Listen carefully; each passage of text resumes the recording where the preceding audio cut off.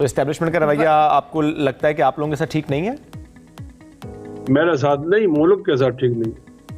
मैं आपकी जमात का सवाल कर रहा हूँ। मुल्क दुश्मन है भाई, ये लोग लेकिन बचा रहे हो। ये इनका जो सेक्टर कमांडर होता है डिवीजन में बैठा हुआ, वो पैसे लेकर सीटें देता है। तमाम देखने और सुनने वालों को अस्सलाम वालेकुम। आप देख रहे हैं मेरा यूट्यूब चैनल और मैं हूं दिल अशरफ ममदाना। आपको पता है किस वक्त मौलाना फजलुर रहमान और मौलाना फजलुर रहमान की जो पार्टी है उसकी तोपों का रुख जो इस वक्त एस्टेब्लिशमेंट पीपल्स पार्टी और नून लीग की तरफ है। पहले तो रात को मौलाना फजलुर रहमान ने जो बम छोड़ा था वो उससे भी एस्टेब्लिशमेंट संभल नहीं पाई थी, तो किफ़ायतुल्लाह साहब ने जो है वो एक और धमाका कर दिया। किफ़ायतुल्लाह साहब को तो आप जानते ही होंगे, सबा साबुन वाले जो लेजेंड हैं वो समझ गए होंगे।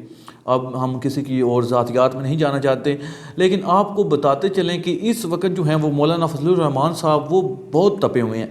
उनको सदारत के ख्वाब दिखाकर उनसे वजारत भी छीन ली गई है, तो वो जो है वो इस वक्त चुन चुन कर बदले ले रहे हैं और साफ अल्फाज में ये भी बता रहे हैं कि वो नाराज़ हैं। तो सबसे पहले तो उन्होंने ये बयान दिया कि जो जनरल बाजवा साहब हैं और जनरल फैज़ हमीद साहब हैं, उन्होंने इमरान खान के ख़िलाफ़ जो अदम एतमाद की तारीख थी उसको लाने का हमें कहा था और तमाम पार्टियां वहाँ पर मौजूद थी जब जनरल बाजवा ने हमें ये बात कही थी। तो इससे ये बात तो साबित हो गई कि इमरान खान सच्चा था। वो जो लोंडे लपाड़े कह रहे थे ना कि इमरान खान ने सिर्फ अपना बयानिया बनाने की कोशिश की है, अगर ये साइफर हुआ तो हम सहाफ़त छोड़ देंगे, इतनी उनमें जुरात तो नहीं और ना ही वो इतने मर्द के बच्चे हैं कि अपनी बात पर कायम रह सकें। लेकिन जो बात हकीकत है वो ये है कि वाकई इमरान खान के खिलाफ साजिश हुई थी और अब तो जो PDM का सरबराह है मौलाना फजलुर रहमान, उसने भी इस बात की गवाही दे दी है कि जनरल बाजवा और जनरल फैज़ हमीद ने हमें ये तहरीक लाने के लिए कहा था। हालांकि जनरल फैज़ हमीद ने अब इस बात से इनकार भी कर दिया कि मैं तो उस वक्त DG था ही नहीं, मैं तो उस वक्त जो है वो पेशावर का कोर कमांडर था या कुछ इस तरह का उन्होंने बयान भी दिया है। लेकिन जो हकायक है उनको छुपाया नहीं जा सकता। इस वक्त पाकिस्तान का पहले भी जो तमाम जो सहाफ़ी थे, इंडिपेंडेंट सहाफ़ी थे, उन्होंने भी इस वक्त ये बात की थी कि एस्टेब्लिशमेंट ने अपना जो हाथ है वो उठाकर छत्र छाया जो थी वो नून लीग के ऊपर की थी और नून लीग हुकूमत में आ गई थी।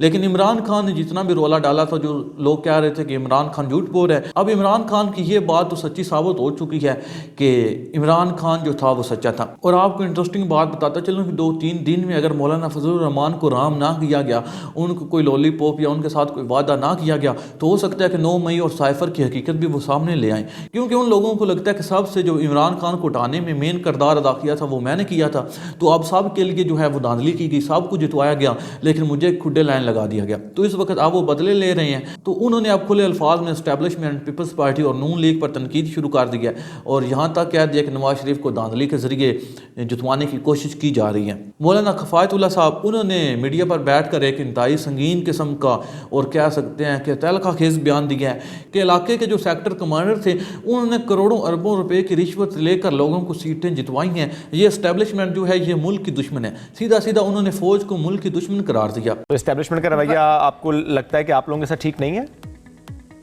मेरे साथ नहीं, मुल्क के साथ ठीक नहीं। मैं आपकी जमात का सवाल कर रहा हूँ। मुल्क दुश्मन है भाई, ये लोग